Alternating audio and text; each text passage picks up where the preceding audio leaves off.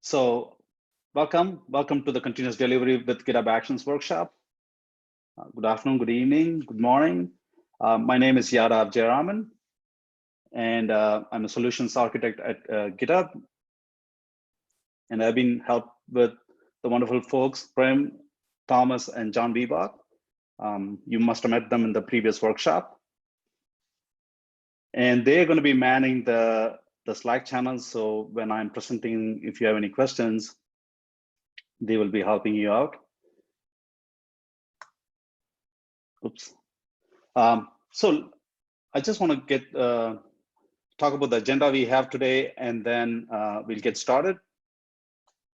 This workshop is going to pick up from where the previous workshop ended. So there are things that the previous workshop covered that I wouldn't be covering here.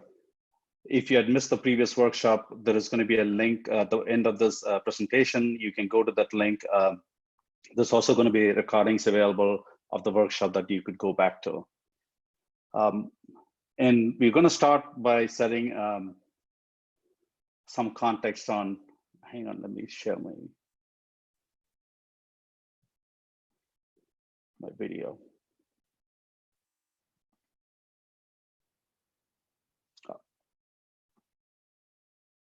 All right, sorry about that. We're gonna start off by setting some context about what continuous delivery is, and then we will jump in and do the first workshop. That's going to be workshop to store a Docker image in the GitHub package registry, and we're going to be using that in a subsequent workshop when we are building and storing images in Docker in GitHub package registry. And then we will go and do the second workshop, which is going to be continuous delivery to AWS.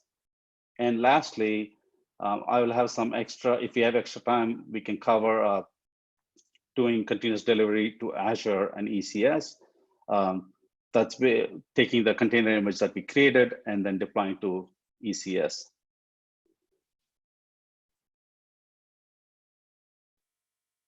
So let's talk about what continuous delivery is. So Martin Fowler described continuous delivery as a development discipline where you're developing software in such a way that it could be released to production at any time. And what it really means is you're prioritizing keeping the software deployable or releasing new features.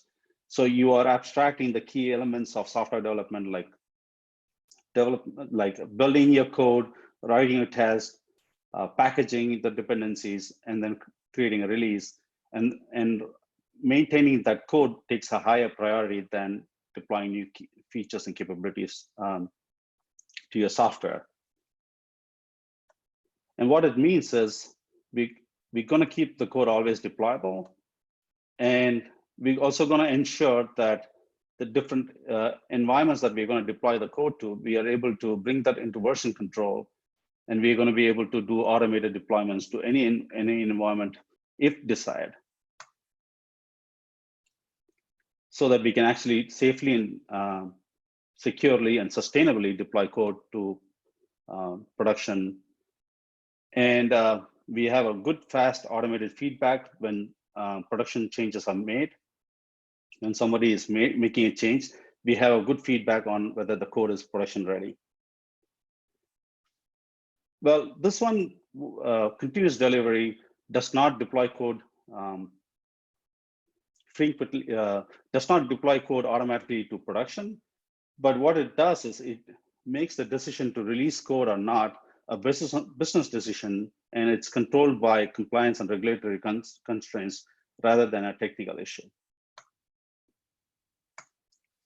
We already seen that continuous delivery is not continuous deployment, because continuous deployment has to think about things such as feature toggles. We're going to do A/B testing. We're going to move certain aspects such as change management, security, and compliance left in order to do continuous deployment.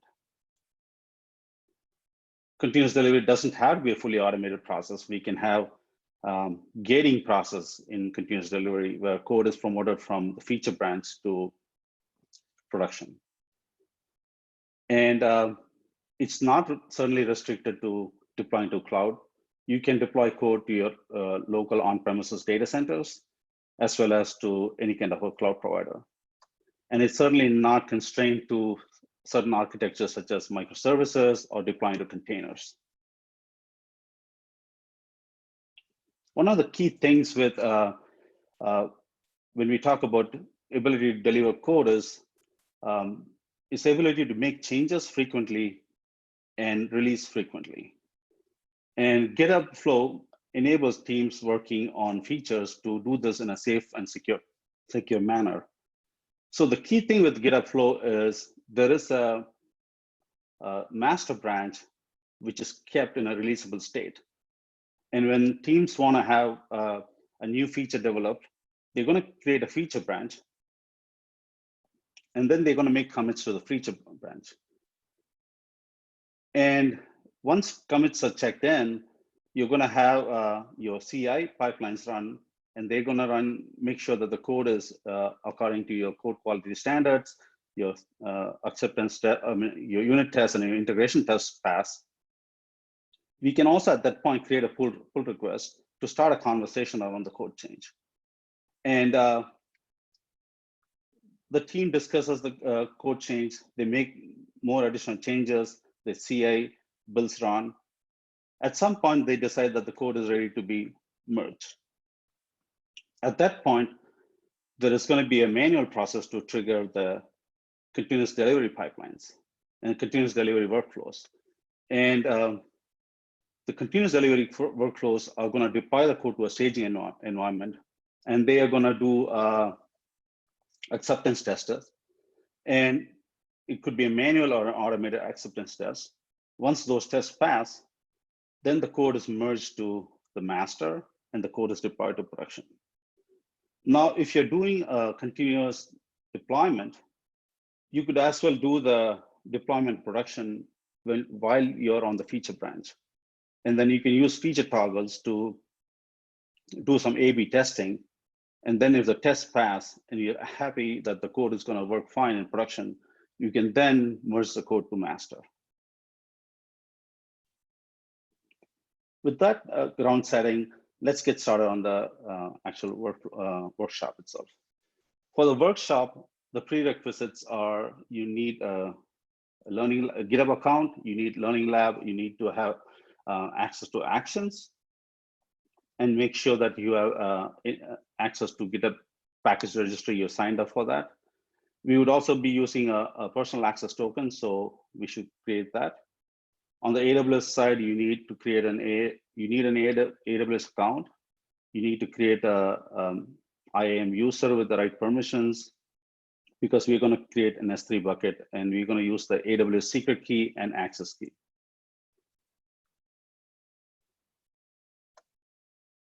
And in this workshop, what we're going to do is we're going to pick up from where we left off in the continuous integration, and we're going to modify the continuous integration. We're not going to use the same workflow, but we're going to take a continuous integration workflow, modify it to create a Docker image, and we're going to store the Docker image to the GitHub package registry. And what I'm going to show in this workshop is we're going to, like I said, create a workflow for CI. We're going to modify the workflow to use CD. And then we're going to add a job to build a Docker image. We're going to trigger the workflow, and then we're going to verify that Docker image is stored. So what I'm going to do is I'm going to do the pieces of the workshop, and then I'm going to wait, and then we can all catch up.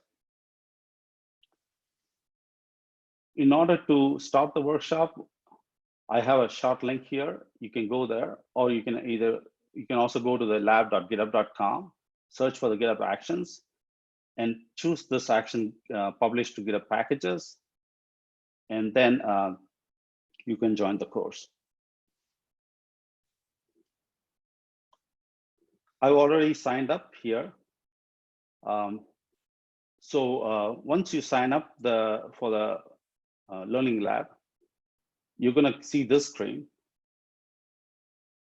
The Learning Lab is going to create a repo in your GitHub account, and it's going to create the steps for you. And it's going to start at the first step. So at that point, you click on the green button, you go to the first pull request that the Learning Lab bot has created.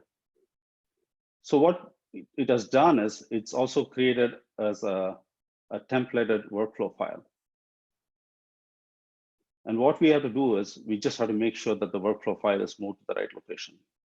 Workflows are stored under .github/workflows directory.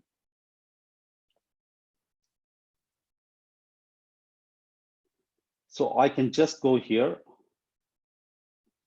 and edit this file and move it to the right location.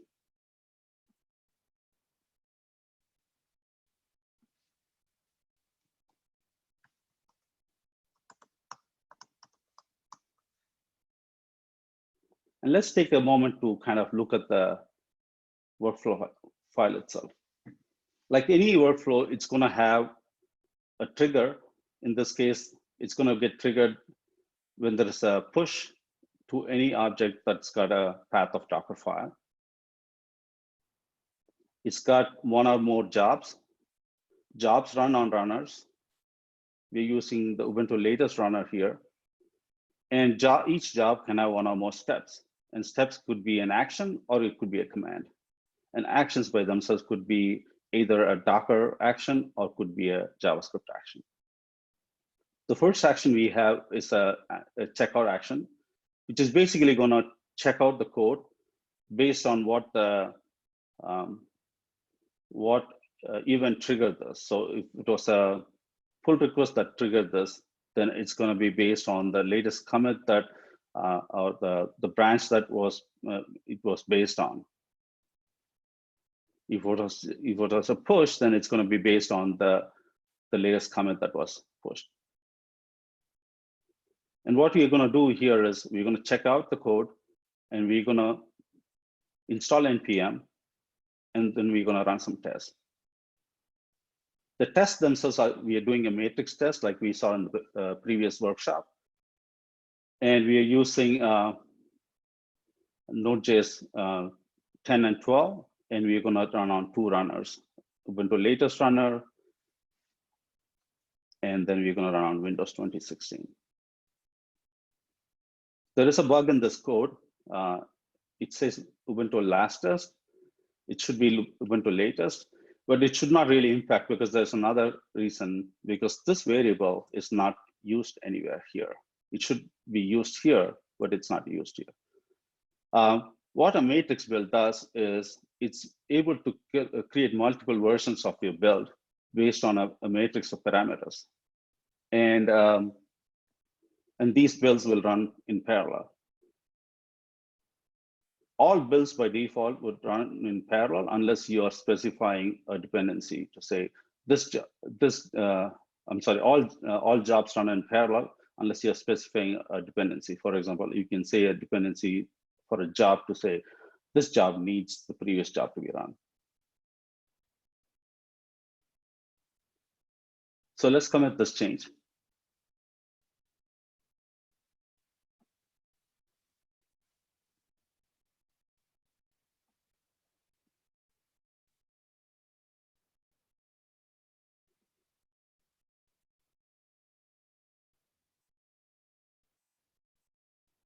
And then the bot responded, and it's going to create another pull request. In this pull request, we are going to create a Docker image. And Docker images gives you the consistency and immutability that guarantees that whatever is being tested is the stuff that's going to run in production. So you can have the confidence that your acceptance test is going to test the same code that's going to run in production. And what we're going to do here is we're going to edit the workflow, and we're going to rename that workflow to a CD workflow, and we are going to create another job, which is going to create a Docker image and store the Docker image in the package registry. So what I'm going to do is use copy from here because there are some indentation issues here. So I'm going to go here and copy the last job from here.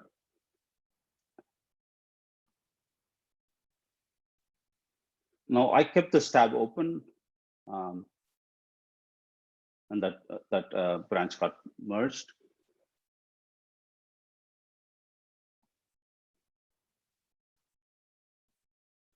So now you go and edit this file. First thing you want to do is you want to change the name to CD workflows. And then you want to add the job at the end. So this job, you can take a quick look at this job. This job runs on Ubuntu, and it's using a community-built action to create a Docker image.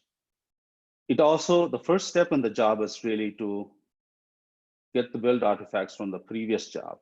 And we've seen that in the previous workshop that where you can pass build artifacts from one job to another by uploading the artifact and then downloading it. Another thing to notice is it's using a community action, which is built by Matt Davis, who's at GitHub. But you can also pick and choose an action that's going to work for you. For this workshop, we're going to use this action, but for your work, you may pick and choose any action that suits your need. So if you go to the marketplace,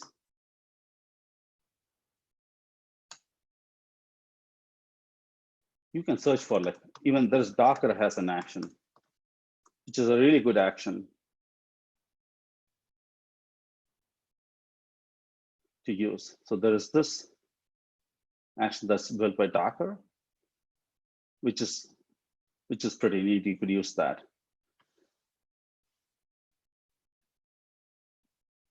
Another thing to notice here is we are also using, because we are storing this image in GitHub package registry, you need credentials, and you're passing a credential called a secrets GitHub token. This secret is automatically generated by the workflow. So let's commit this.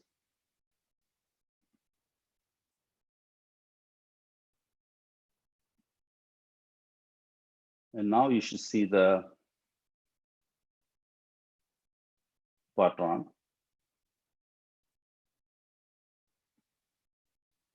And complete. So the last thing that's still there is we have created the workflow. We have created a workflow to upload a Docker image. But that workflow is not going to get triggered unless there is a Docker file that's pushed.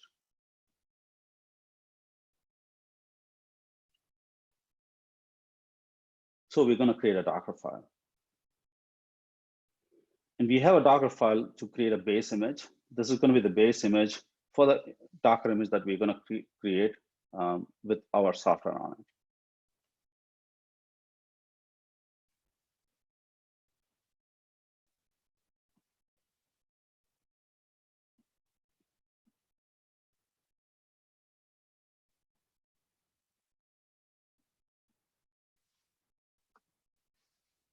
So this is the Docker file. It's pretty minor change here.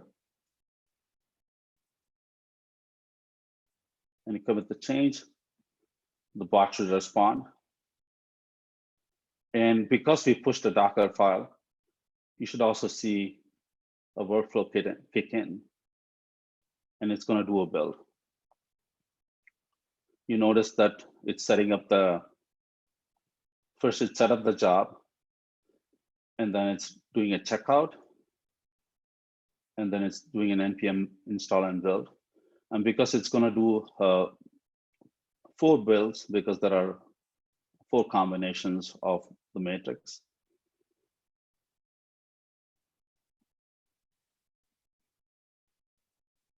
That's going to be actually the test.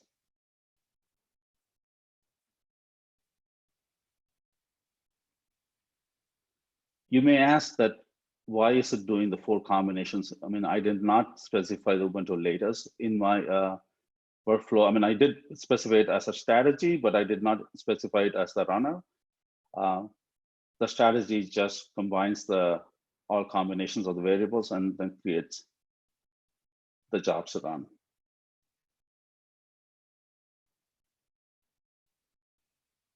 We'll wait for this job to complete, and then it's going to create a Docker image.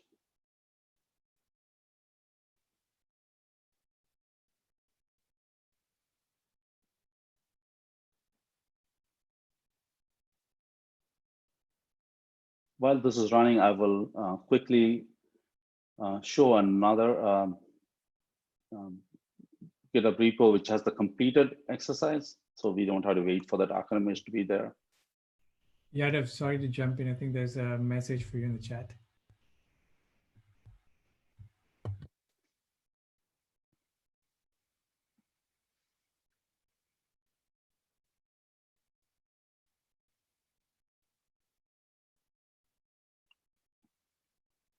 Oh, it's in there.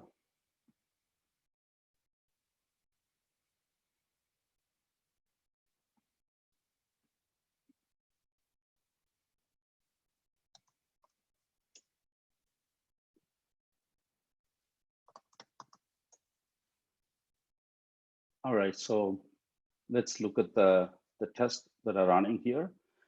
But I was going to show you the repo which I already ran. And you can see the package right here.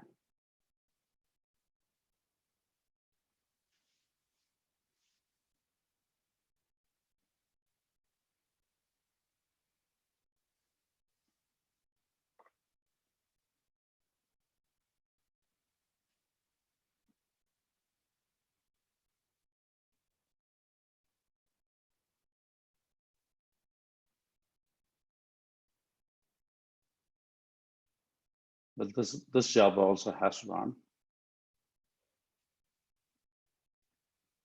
And you can also see the workflow right here.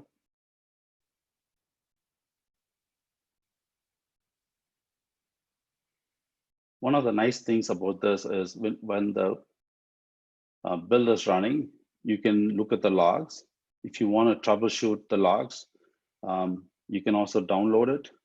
You can look at the raw logs and you can download those.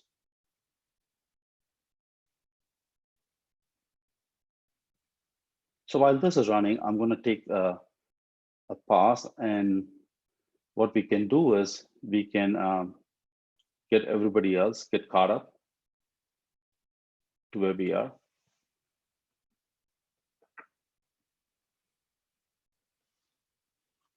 All right, so I'm going to switch back to here so you can actually look at the links. And I'm going to man the Slack channels while we watch for any questions, but please go ahead and start the workshop. And then we will stop at this point where your jobs are going to run, and then create the Docker image.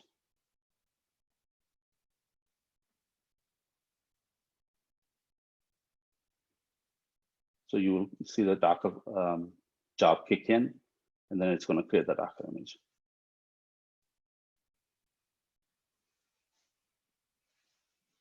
So please go ahead and start the workshop. Kailas, we can start some music.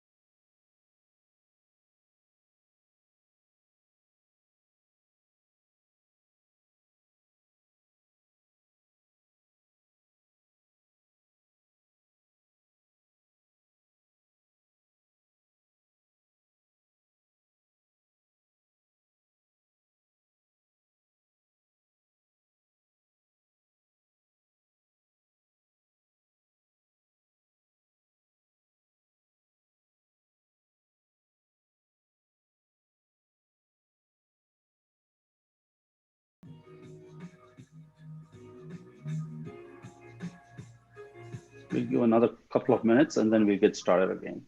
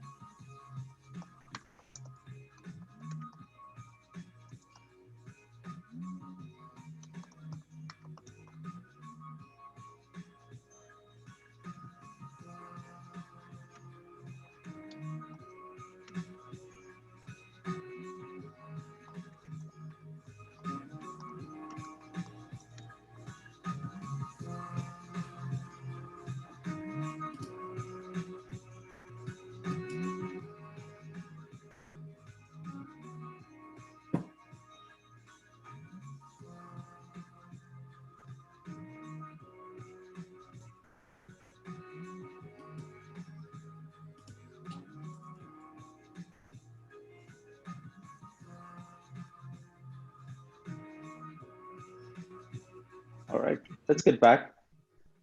So in this workflow, what we've done is we've taken the workflow and we have modified it to be a CI, from a CI workflow to a CD workflow. And then we edited the workflow and added a Docker job, and then we triggered the pipeline to run. And then we were able to create the Docker image. So let's quickly look at the Docker image. So when you go to the code, and you should see the package, and you should be able to pull this Docker image. Now, let me show you what happens. If you have Docker running on your local machine, you can do, I already have the Docker image running, several Docker images there, but I can do a Docker login and give the credentials, my private personal access token and my username, and then I can log into my GitHub package registry, and I should be able to download this to a Docker pull and get this image. So I can copy it here, and I can pull this image.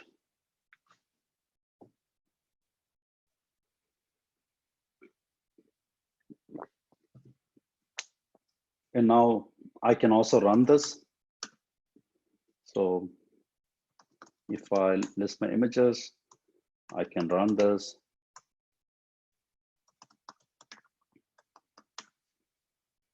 And I can give the image ID.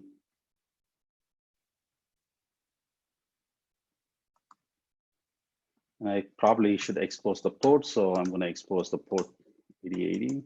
I'm an 80. And now if I go to my local host, I should be able to play the game.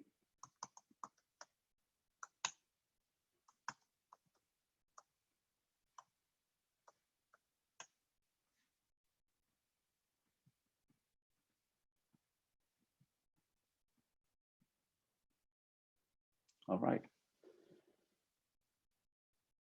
So what we've seen is we are able to take a CI workflow, and the CI workflow is done, and the team is ready to merge the code to, or deploy the code to stage. We can then package the code to a Docker image and then store it in GitHub package registry. And then the next step, what we're going to do is we're going to take it another step forward and then deploy the application to AWS. In order to deploy to AWS, we are actually going to deploy it as a serverless app. So we're not going to use the container that we created, and we'll cover that later in the workshop. But what we're going to do is we're going to create a workflow, and then when we want a manual trigger to kick in the CD workflow. So what we're going to do is we're going to create a trigger based on a label, and we're going to create a label called stage, and we're going to deploy when the label called stage is applied to the workflow. I'm sorry, to the pull request, we're going to deploy the code to AWS. And so we're going to create the workflow for that. And I'm going to show it to you, and then you can do it yourself. In order to do the workshop, you're going to register for this learning lab. This is the continuous delivery with AWS. And then once you start that, you should be able to then, I'm going to just pull this one here. You're going to see something like this.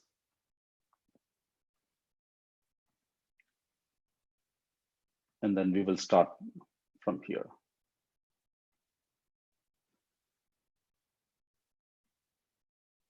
So in this workflow, like I said, we're going to create a trigger based on labels. That's what we're going to start first. And let's look at the pull request. So in this pull request, again, the learning bot has already created a template for us for the deploying staging deploy file. So we just have to start modifying it to build the different jobs in it.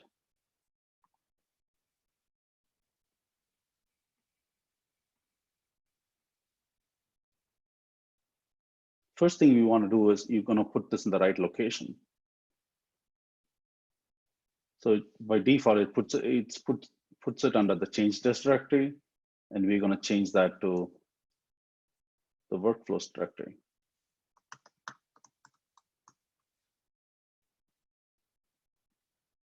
And then we're going to copy the trigger for this. The trigger for this is going to be when a label is applied to the pull request.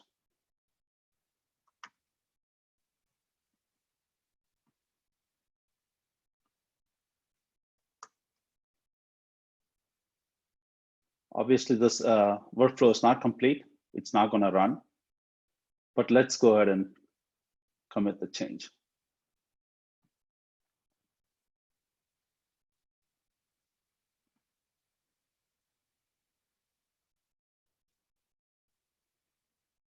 So the learning lab bot has responded, and it said that you need to do these things. And what we're going to do now is we're going to create a job conditional.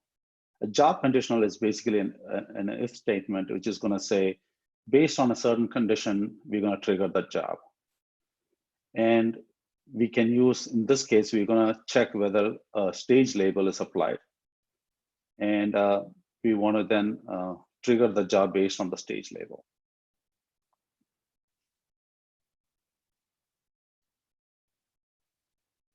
So what we want to do is we want to end up with something like this.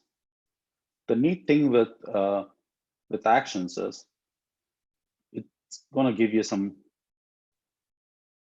assist for you. So I can go here and I can create an, you see how actions is going to prompt you with code assist. So I can say if, I can say contains, and then I can now walk through the variable that I need to kind of look for. By default, there's going to be a GitHub variable there. And we're going to look for this event that triggered this workflow. And then we're going to look at the pull request.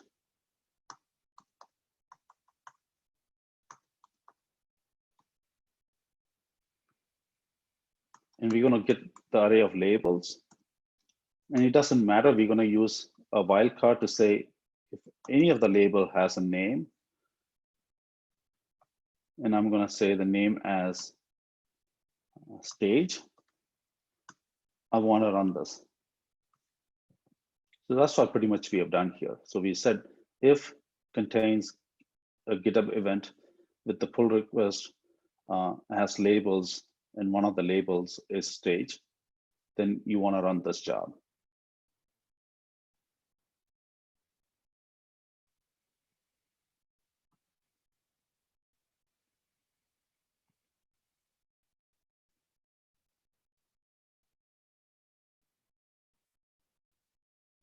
And then let's see what the Learning Lab responds with.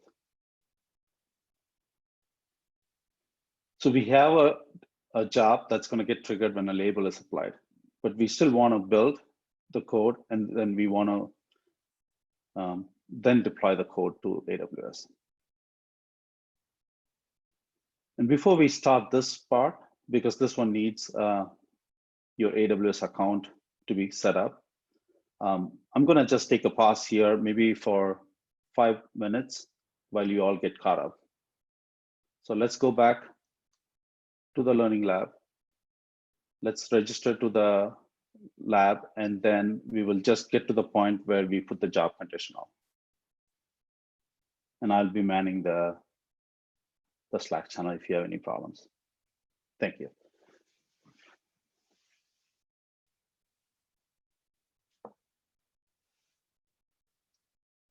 Kailas, we can play some music.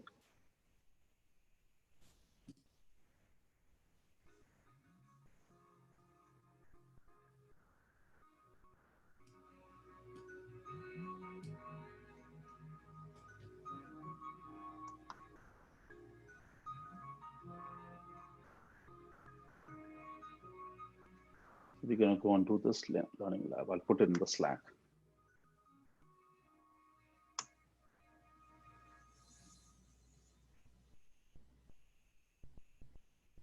And there's some comments for you out of in our back channel. Okay. Thank you.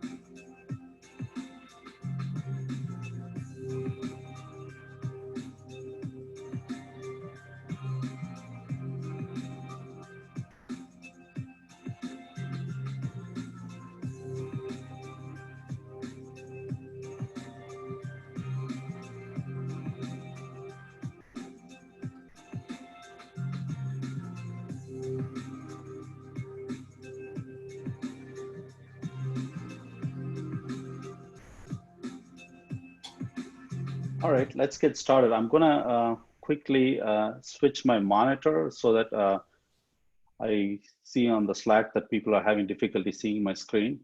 So I'm gonna stop the share and then switch the monitor. Please bear with me.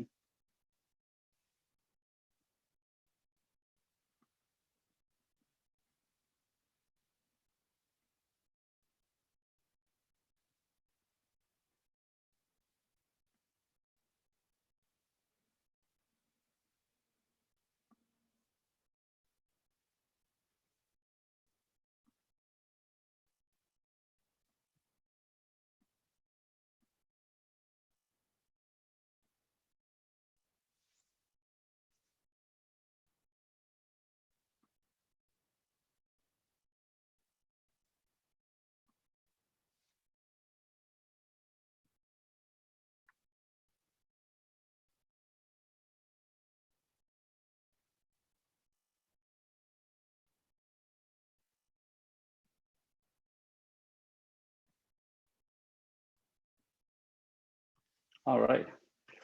Hopefully this is better.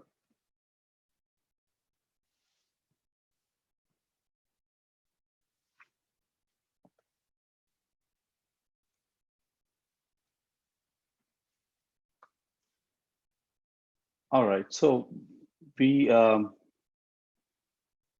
now we created a workflow, and in the workflow we just added a job conditional, but we haven't actually done anything to deploy the code to AWS.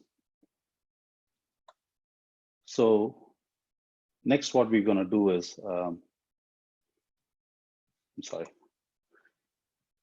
we're going to go here, and then we're going to create an AWS account if you don't have one, and then we're going to create an IAM user. So if you go to AWS and log in, one of the services would be IAM. You can go there and create an IAM user. When you create an IAM user, it'll generate an access key and a secret access key. Download that because we're going to use that in our in this workshop. And then you're going to create a secret for this. So you would go to your workflow, to your repo, and then when you go to settings, you can go to secrets, and you can set the AWS secret key and AWS access key there.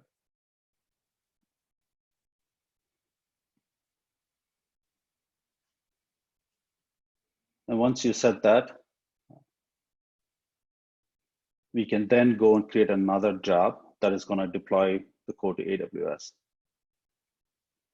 In order to deploy the code to AWS, this is going to deploy using AWS Lambda.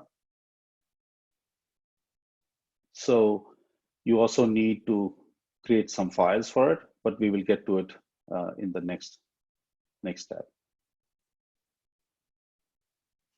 So at this point, I'm just going to create this new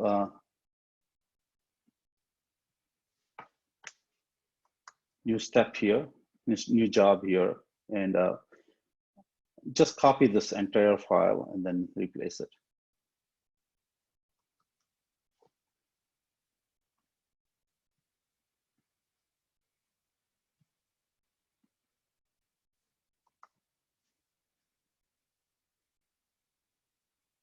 And this is using a GitHub Actions for deploying to AWS that was developed by AWS.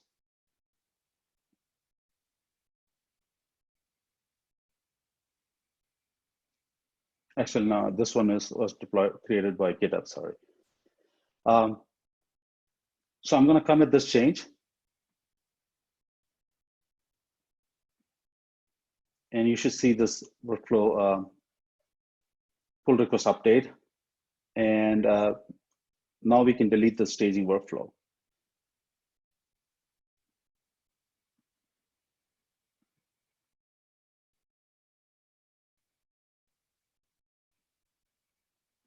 I'll delete this branch.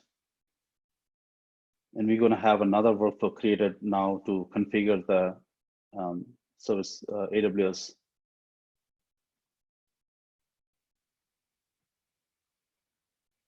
So here, what we're going to do is we're going to go to AWS and create an S3 bucket. And once the S3 bucket is created, please make note of the region that you're using, and that has to be consistent across all the files. And then we're going to create an AWS config file, and we're going to update the config file with those entries. And we are also going to make sure that the values match with what we have in our AWS CloudFormation files also. So at this point, once you create the AWS S3 bucket, you should change the AWS config file.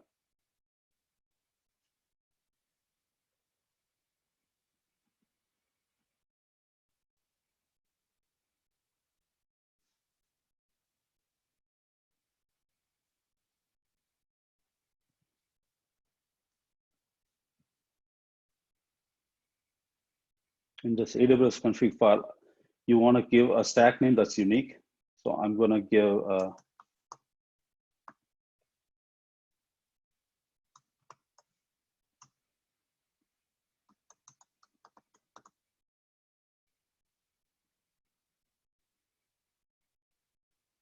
and then you also give a bucket name that you created. I'm just going to double check what I have as my bucket. Let me move this out of the way.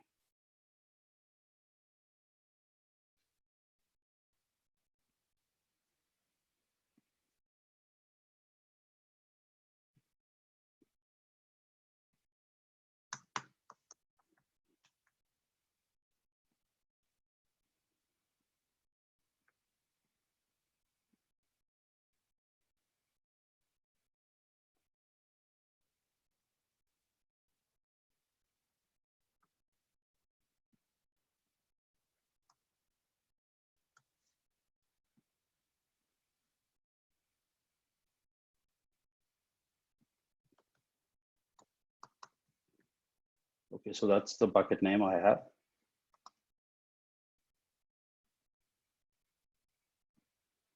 I was worried about that.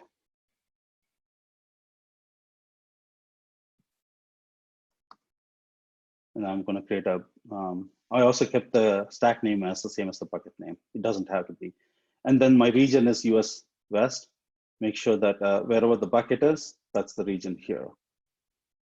And then you commit the change.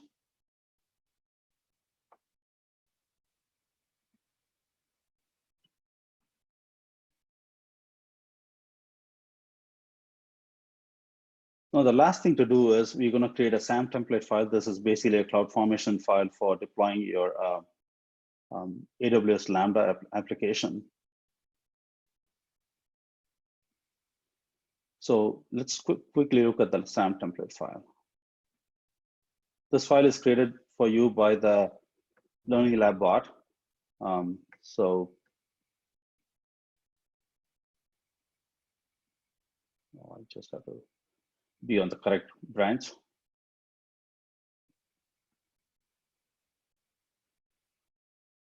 And it's just like any other CloudFormation script for Lambda, and it's setting the URLs for you, and then you can configure this URL to whatever you want. Leave it as it is for this workshop.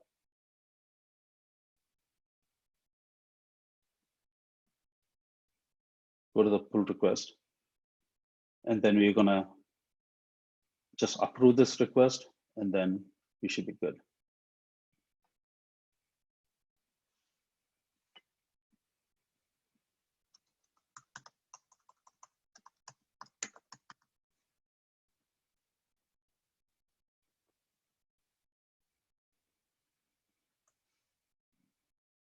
Once we merge it, now it's gonna trigger a build, and then we can take a look at it.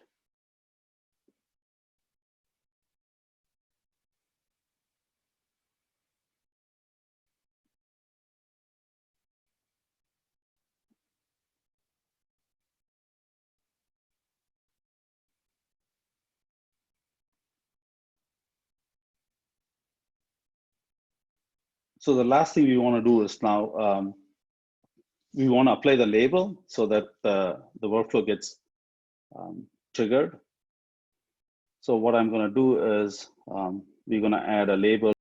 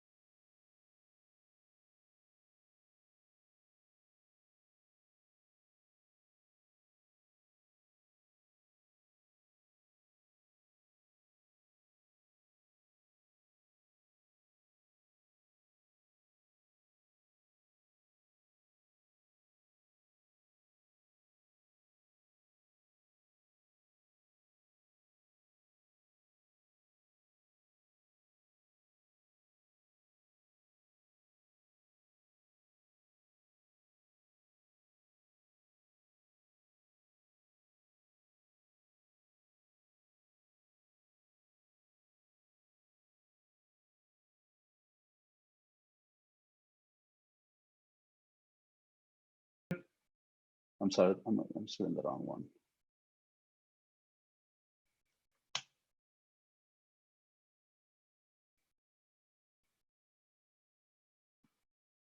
This one is still running the test.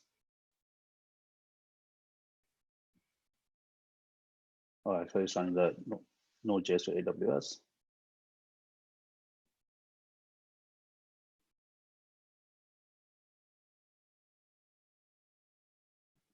Give it a few minutes. It's going to run that, and then it's deployed it. So now if I go to the URL,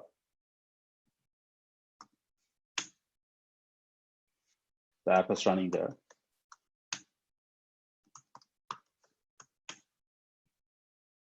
And you can play the game. So what we have done in this is we have right now created a staging workflow.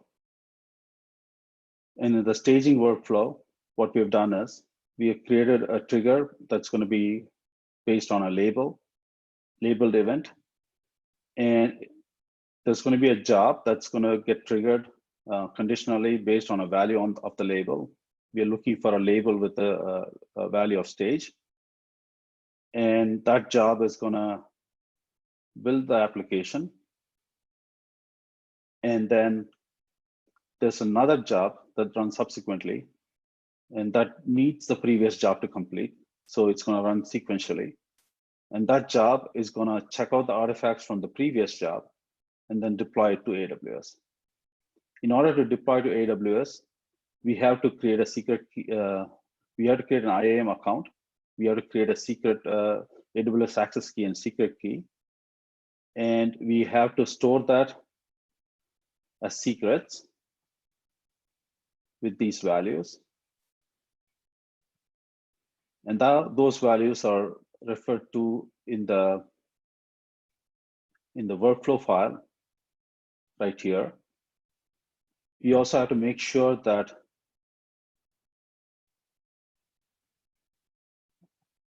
we have the SAM template file, which is going to be created by the workflow, by the Learning Lab bot. But we have to make sure that everything here is what we want. And lastly, we want to make sure that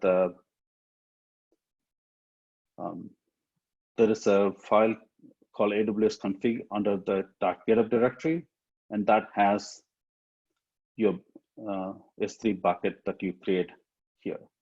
And make sure that the region is in the same region. So at this point, I will pause here so everybody can get caught up to this point. Right now, where we are at is we have done the staging workflow. We still haven't done the production workflow. But we can get started with the staging workflow, and I will just take we can take about 15 minutes here to get started back.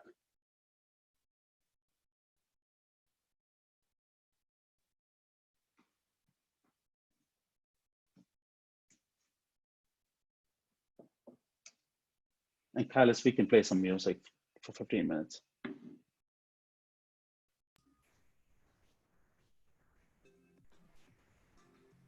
You should have a couple tags again in Slack. All right, thank you.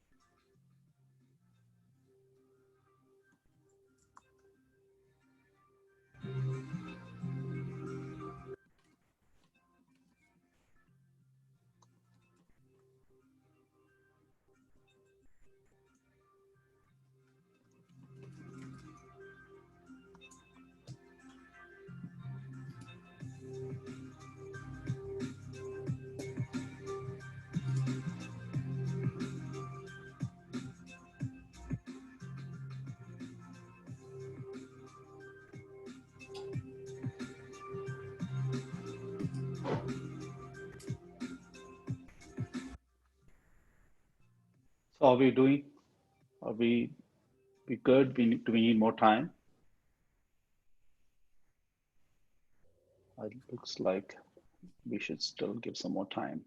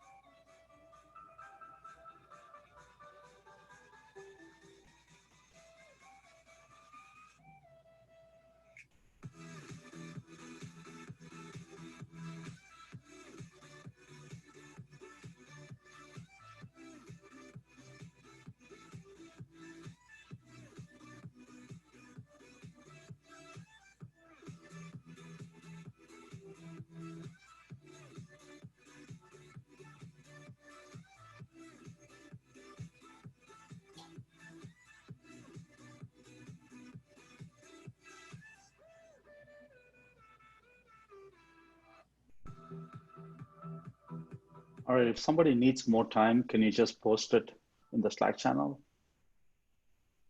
Or we can go on to the next step.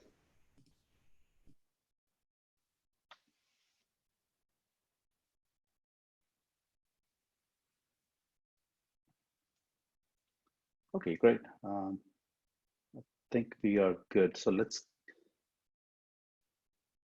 go to the next step here.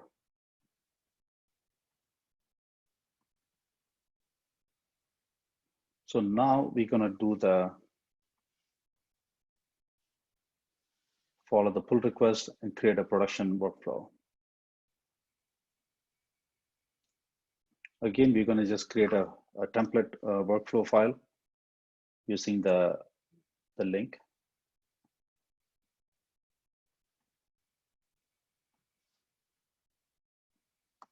And as usual, we have to change the directory so it goes to the workflows directory.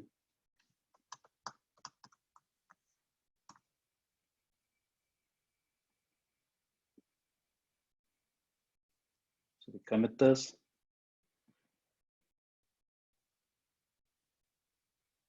Now we're gonna add the rest of the stuff.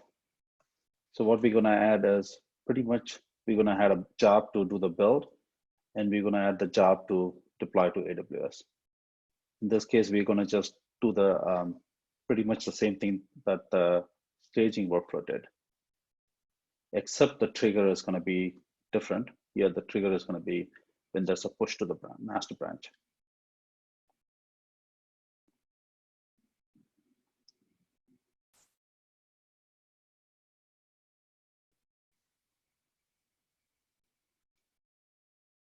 So pretty much everything else is the same.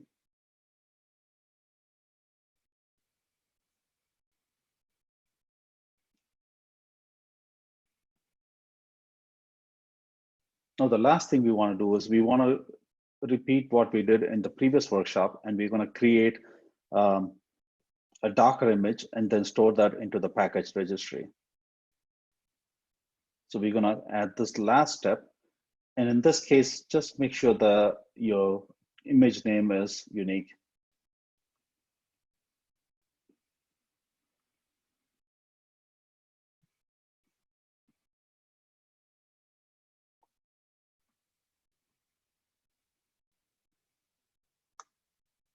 We create that, and pretty much this is all we need to do.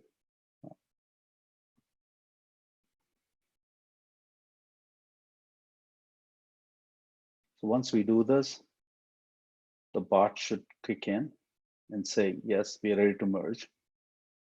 And once we merge it, it's going to push to master, which is going to trigger the workflow to run. So now you're going to see the bot come back and say, you're done.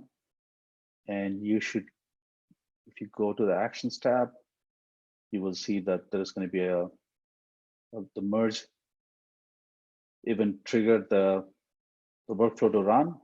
And the workflow is going to do the build step, and then it's going to do the deploy step.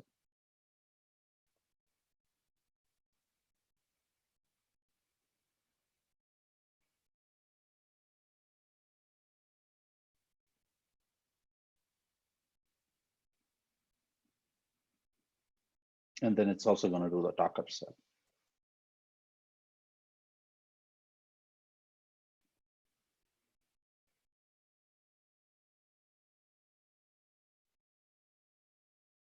Now you notice that these two jobs are running in parallel because there is no dependency for the Docker job to run after it doesn't need the deployed job to be run first. So we can run these two in parallel.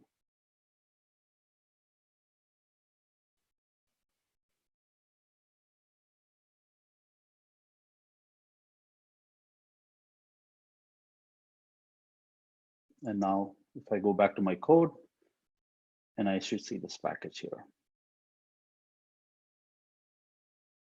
So what we've done in this course is we have created a staging workflow. The staging workflow we want to trigger based on a particular label when the feature branch is ready to be merged.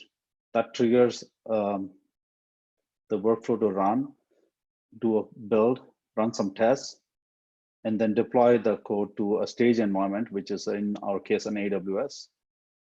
And then once the acceptance criteria is passed and testing has been completed, then we can merge the code to master. There's a master, we created a master workflow, which is gonna get triggered when there's a push to master. And the master workflow is gonna I'm sorry, the production workflow is going to trigger a build, and it's going to deploy the code to AWS. And it's also going to create a Docker image and then store that in the GitHub packages. So at this point, we'll go ahead and continue this. I'll give 5 minutes for this for this workshop, and then maybe I'll give 10 minutes, and then we will pick up and wrap up with the other stuff.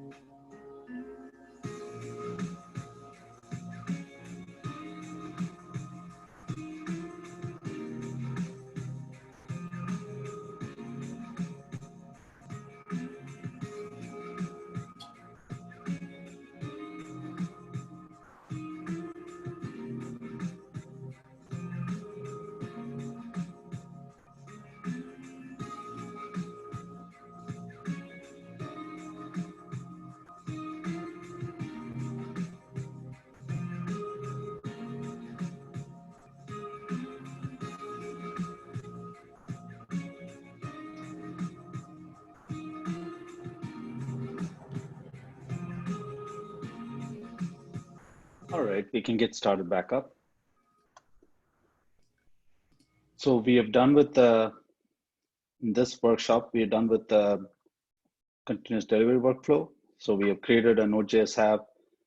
We created a workflow to deploy that Node.js app in to AWS as a staging environment. And then we also then did a production deployment workflow, which is going to deploy the code to production, but also create a Docker image and store it in the GitHub package registry.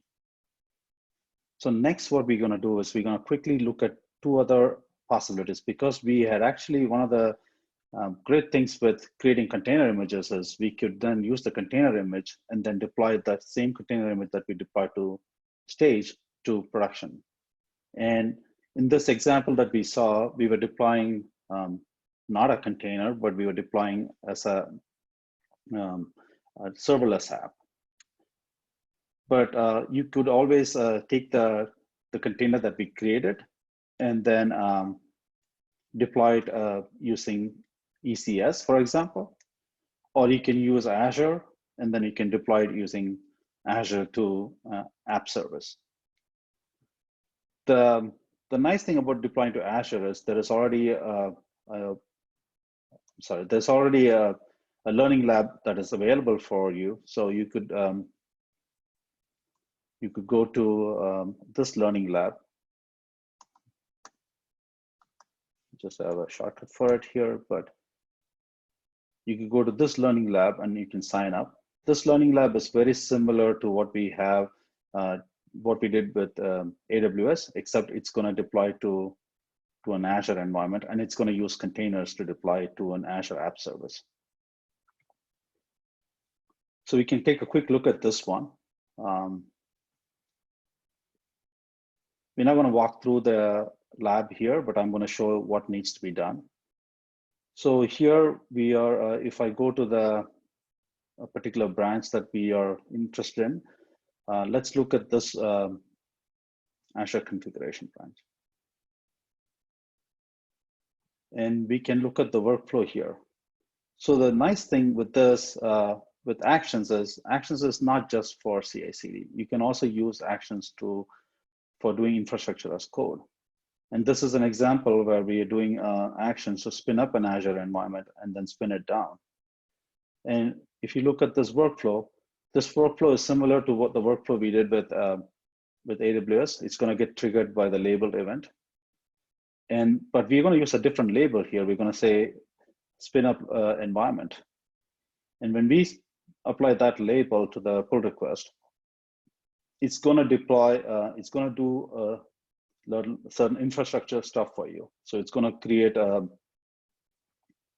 Azure group for you, a resource group for you. It's going to also create an app service. So pretty much what we are doing is we are creating an app service is really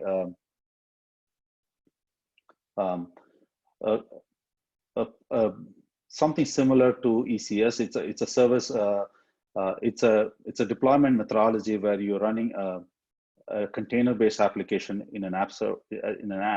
And in this case, what we are doing is we are using a free tier. So when you sign up for Azure, you can run this and keep this SKU as F1, and it's going to be available for you. You can also have another job here, which is to destroy the Azure resources. So you don't have to worry about like tearing it down. You just apply this destroy environment, and it's going to tear down your Azure infrastructure for you. When we look at the code here, let's look at the pull request, and we can walk through a few things that needs to be set up.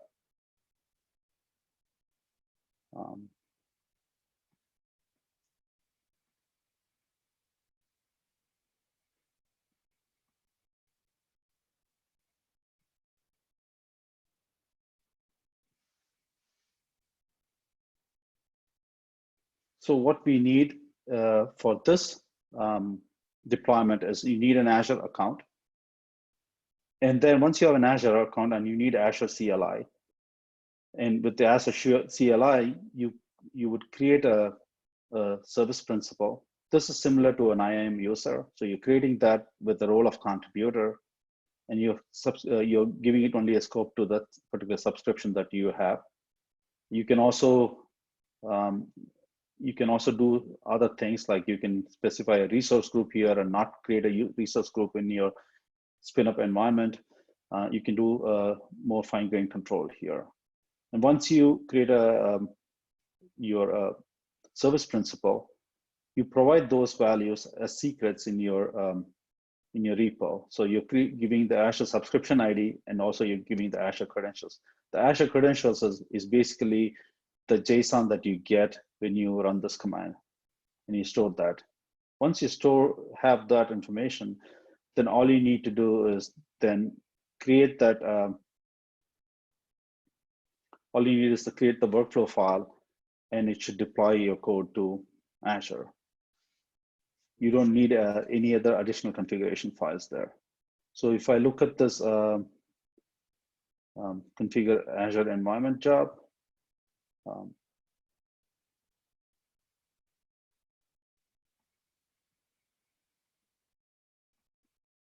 it's ran here.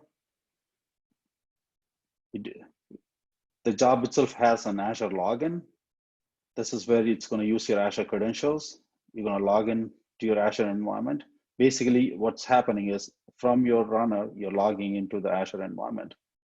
And then you're creating a resource group here. And once you created a resource group, you're creating an app service plan with the particular SKU.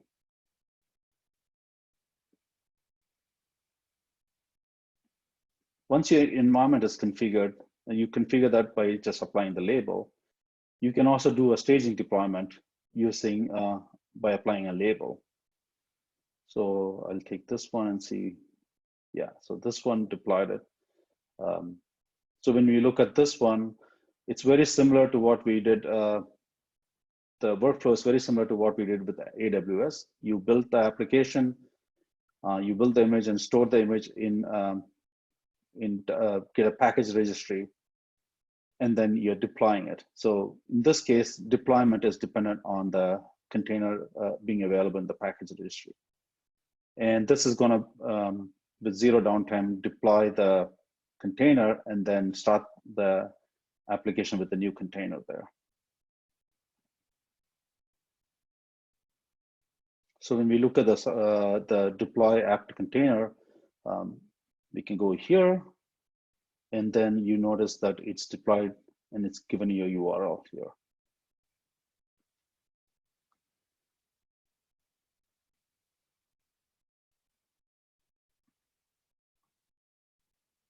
So if I can go to the app service URL, it takes a little bit of a time with Azure. And then it's gonna take you to the game.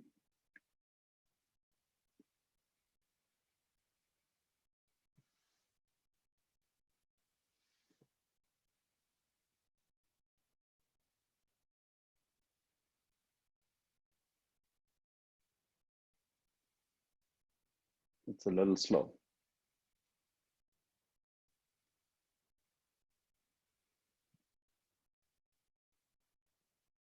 There you go. So it took a little bit while. I think it's just probably warming up. It doesn't keep the Nginx container running all the time.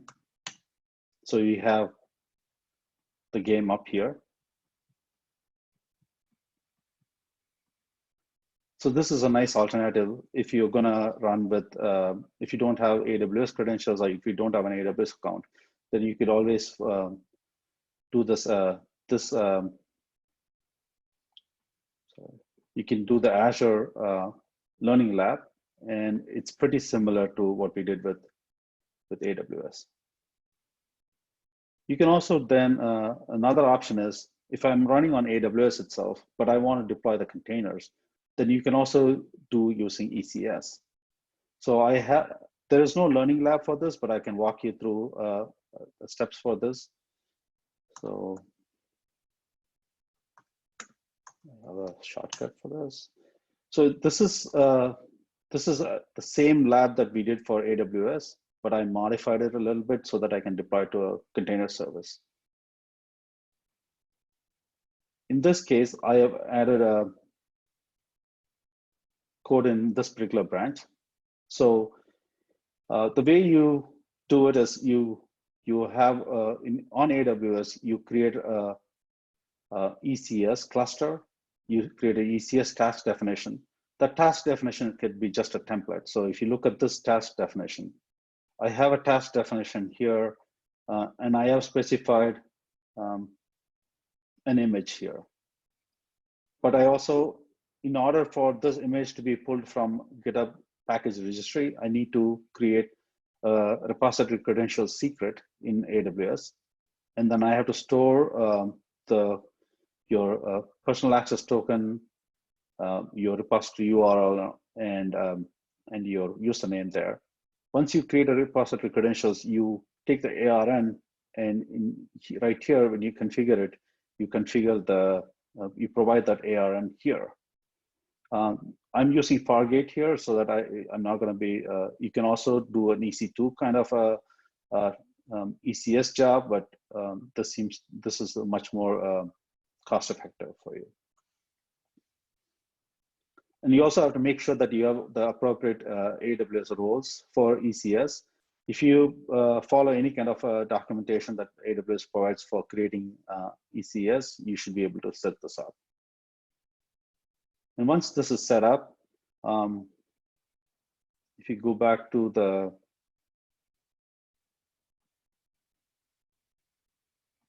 workflows itself. So in this case, I created the Docker image. And after that, I have another job, which is basically deploy to ECS. And I'm using all AWS provided actions here.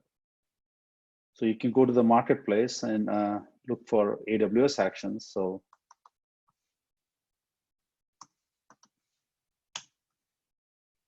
and you can search for AWS, and you get a whole bunch of AWS actions. And you can look and find the ones that you would need for your use case.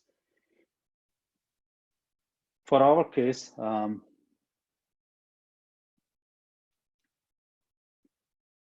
I in the right place? Yeah, right here. So in this case, what we're going to do is I'm using the AWS action to create a task definition. So what this is going to do is it's going to use the task definition file that we have, and it's going to replace it with the container image that we have, that the workflow is going to build. Once the task definition is created, it's going to be available for the subsequent tasks in the job. So what I'm doing next is I'm then logging in using my AWS access key and secret into a particular region. So the task that does it is also available here. So you have to do that before you deploy. If you don't do this and you try to do a deploy, you get like a weird error, like region is not specified or something like that. But once you do that, you can then deploy your container to ECS. And basically you're passing the task definition there, and you're providing a cluster that you set up. And when we go to the actions here, if I look at this one, let's look at this one.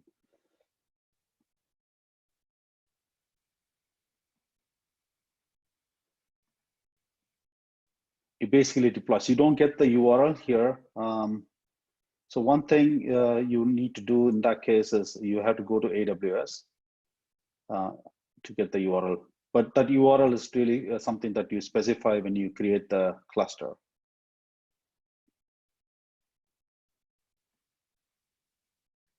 So I have my cluster set up here.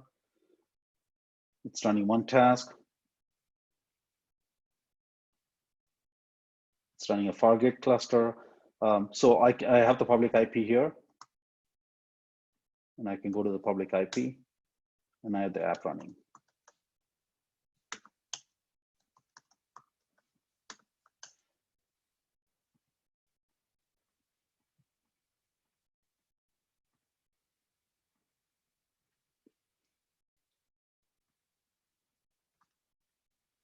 So that's pretty straightforward. So in order to deploy, create an action to deploy the container to AWS, all you need is to use the AWS provided actions that's there in the marketplace, create an ECS service, create your ECS cluster, and copy that task definition file and put it here. So that's pretty much all you need to do.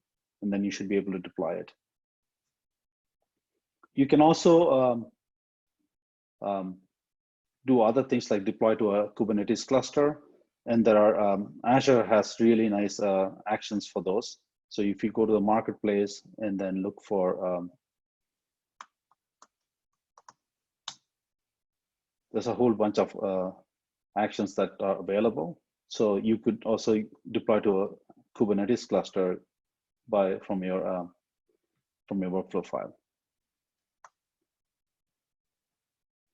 So we've seen that Actions is really fantastic for doing continuous delivery because first of all, you're not managing and maintaining, and you're not responsible for the care and feeding of your CI/CD infrastructure. If you're using GitHub provided runners, then there's a low threshold and low need for any kind of operational overload.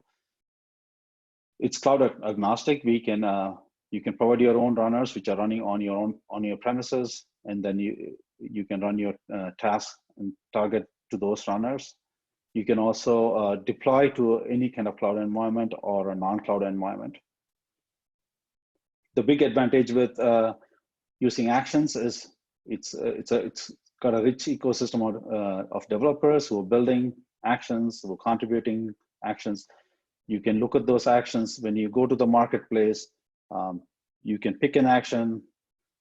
You could also go to the actual repo there, and then you can. I want to install that, but you can go to the. You can find the action in the GitHub repo. You can customize that. You can fork it. So you have all those flexibilities to do that. We also saw that it's easy to debug your actions using the console. You can download your action logs. And the most important thing is by using actions, you're bringing your workflow code to become a first-class citizen with your application code, and you're running it all in the same, keeping it all in the same repository, which is just a best practice to do. And I'll leave you with these links. I hope you enjoyed the Learning Lab workshops, and I hope you will continue practicing and experimenting with actions. And at this point, I will look at the Slack channel and see if there are any questions, but we can also answer some questions that were raised previously. Yeah, I'll be pasting the FAQ in just a moment for you. Okay. Thanks, Thomas. And there's some recent pings for you as well.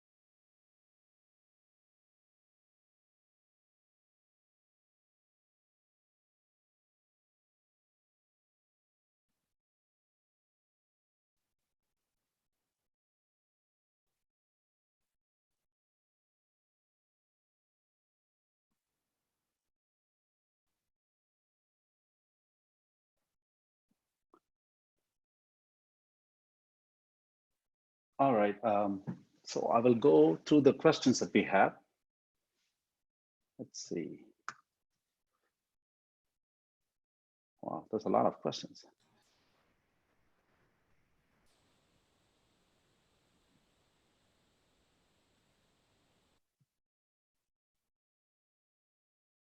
Okay. How safe is it to use third-party actions? Is any audit there? I'm a bit afraid passing keys to some non-certified actions. Yeah, that's a very valid question. So you have to treat third-party actions as just as any kind of third-party library. So it's a little bit of you need to have some amount of trust. I'm hopeful that maybe there are some ways that we can sign an action and then make sure that it's a valid action by the actual provider.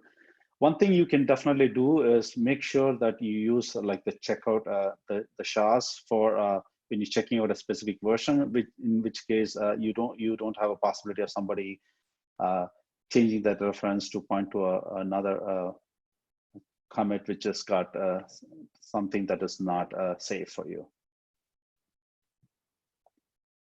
And there are some best practices, some blog posts on that. So definitely a good practice to do that. Are there any requirements? And Thomas, do you want to add something to that? Because I know you posted that.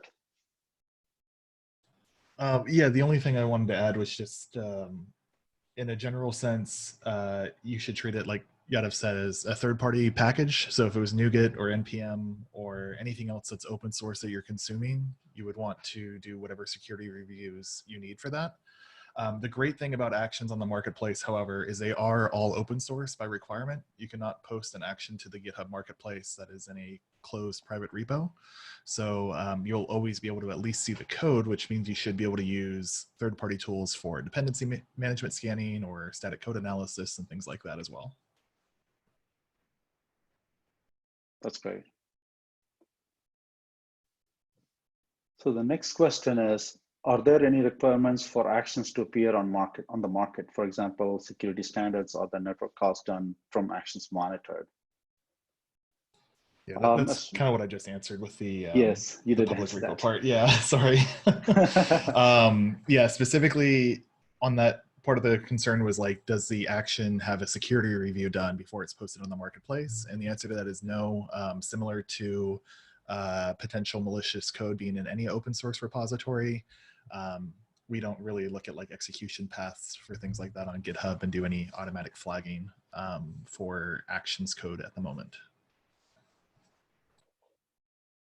All right, thanks, Thomas. The next question is, are the slides going to be available? What about the recording? Yes, the slide is there in the repo, and then this presentation is also recorded, so this should be available to you. And the recording would be emailed sometime after the session. Next question, I'm looking for deploying to Azure. Would this workshop cover that too? So we did talk a little bit about deploying to Azure. I hope that was helpful. That's all. You could always just use the workshop, the learning lab that's there available to deploy to Azure. And just have to make sure that if you're going to use the service app service, you make sure that you're using the free tier.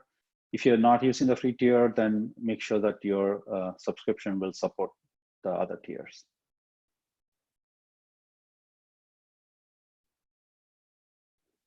Is there any tutorial on how to set up S3 and other relevant secret/access keys? Yeah, it's Amazon has really good documentation on that. I see Thomas has already posted that, so that's great. What song is being played? Okay, we answered that. Lost by Danny Evo. I'm glad you liked it. What scopes do I need on my personal access token? It's great. Somebody has answered that. Read packages and repo. Yeah, it's always a good idea to restrict the scope of your personal access token when you're setting this up. Yadav, sorry to jump in. I think there's a bit of a friendly reminder on time check. Okay, all right. We are about on time now, so maybe I'll speed up really fast. There's a labeled section in the workflow. Does that mean every PR needs a label attached? What happens if no labels are attached? Basically, every PR doesn't have. Every PR doesn't need a label attached. What it means is like when you want to deploy to a particular PR to a staging environment, that's when you apply a label. Maybe that's what your question is. Yeah, so, and that's just one way to trigger it. You can also use a comment in your PR to trigger the deployment. There's several ways to do it. All right, last question is very important. So what AWS resources do we need to remove in order to avoid billing? So definitely the S3 bucket, and then the Lambda function needs to be removed. There's also, yeah, you also created the CloudFormation stack by the virtue of setting up the environment. So you could also delete that stack and you should remove it. And we could definitely, Thomas, somebody, do you want to jump in and answer that? Since we're out of time on it, I just wanted to say I posted the FAQ to the repository. I'll post it in the channel right now as well. And that has relevant links and answers for each of the questions that we just discussed as well. And then I'll modify it in just a moment with the links that are on the screen right now, so they're easy to click. Okay, great. Thank you all. Hope you enjoyed it. Sorry, it was a long workshop, but I hope you enjoyed it. Thank you.